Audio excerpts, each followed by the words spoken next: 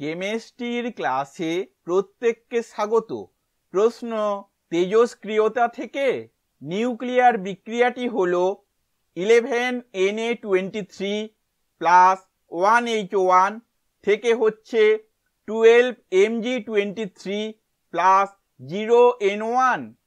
এটি কোন শ্রেণীর কৃত্রিম মৌলান্তর?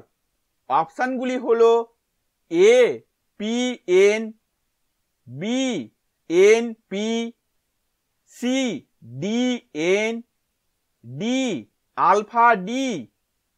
উত্তরটি হলো এ PN। এই কৃত্রিম মৌলান্তরটিতে প্রজেক্টাইল হলো প্রোটন এবং ইজেক্টাইল হলো নিউট্রন। সুতরাং এটি একটি PN শ্রেণীর কৃত্রিম মৌলান্তর। ভিডিওটি দেখার জন্য ধন্যবাদ।